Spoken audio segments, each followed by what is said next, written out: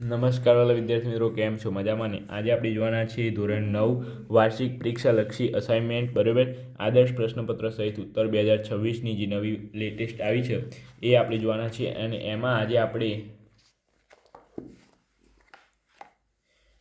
જોવાના છીએ 5 નંબર યોગ્ય જોડકા જોડો. તો અહીં આપણે પ્રકરણ નંબર 7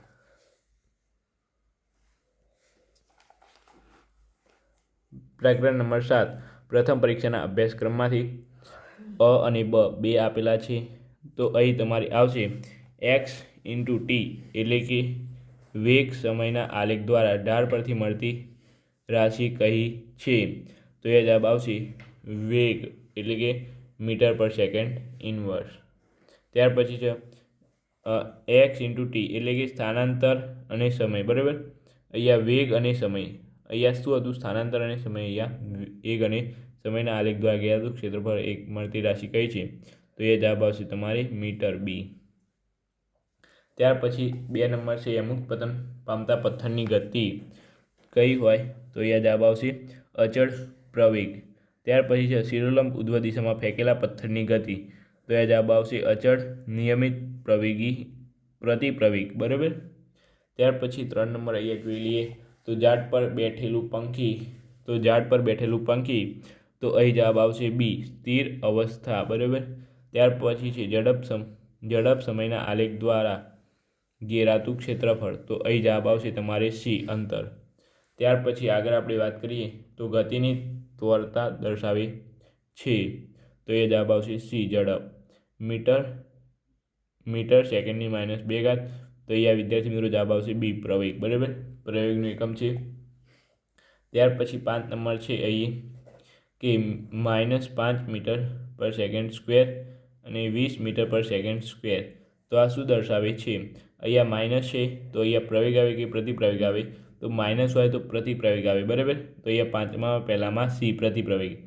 અહીંયા તમને એકમ જોઈને ખબર પડી જશે તો હશે કે આ એકમ પ્રવેગનું છે, પરંતુ આગળ માઇનસ છે તો પ્રતિપ્રવેગ. અહીંયા આનો એકમ વેગ, બરાબર. તો અહીંયા પ્લસ છે તો વેગ આવશે, બરાબર, પ્રતિવેગ આવશે નહીં. એ જ રીતે આપણે હવે પ્રકરણ નંબર 5 જોઈ લઈએ પ્રથમ પરીક્ષાના અભ્યાસક્રમમાંથી. તો અહીં છે તમારી ઉર્જાઘર અને આત્મઘાતી કોથળી. તો અહીંયા પહેલાં ઉર્જાઘરમાં તમારે આવશે કનાભ સૂત્ર. ત્યાર પછી આત્મઘાતી કોથળીમાં તમારે આવશે અહીંયા બી લાઇસોઝોમ્સ, બરાબર. ત્યાર પછી અહીં કોષ છે તો કોષની શોધ કોને કરી હતી? તો રોબર્ટ હુકે. જીવરસ છે તો અહીંયા પરકિંજે આવશે વિદ્યાર્થી મિત્રો. ત્યાર પછી આગળ આપણે જોઈએ હરિતકણ. તો વિદ્યાર્થી મિત્રો હરિતકણમાં તમારી જવાબ આવશે પ્રકાશ સંશ્લેષણની ક્રિયા. કોષ કેન્દ્ર તો અહીંયા જવાબ આવશે કોષ ક્રિયાઓનું નિયમન. ત્યાર પછી છે કોષની આસુનતા. તો અહીંયા જવાબ આવશે તમારે બી રસધાની. ત્યાર પછી 2 નંબર કચરાનો નિકાલ પ્રણાલી. તો અહીંયા જવાબ આવશે તમારે એ લાઇસોઝોમ. ત્યાર પછી 5 નંબર છે રિબોઝોમ્સ અને જાળીમય તંત્ર. તો અહીં તમારે જવાબ આવશે રિબોઝોમ્સમાં બી, બરાબર, પ્રોટીનનું સંશ્લેષણ.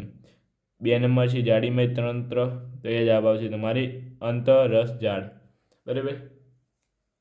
તો આટલે સુધી આખો વિડીયો તમે જોયો તે બદલ તમારો ખૂબ ખૂબ આભાર. વિડીયો સારો લાગ્યો હોય તો લાઇક, શેર અને સબસ્ક્રાઈબ કરી દેજો. આગળ આપણે વિભાગ બીનું પણ સોલ્યુશન જલ્દીથી લાવી દઈશું, બરાબર. તો ચાલો મળીએ આપણી સાથે. Thank you so much. Video જોવા તમારો ખૂબ ખૂબ આભાર.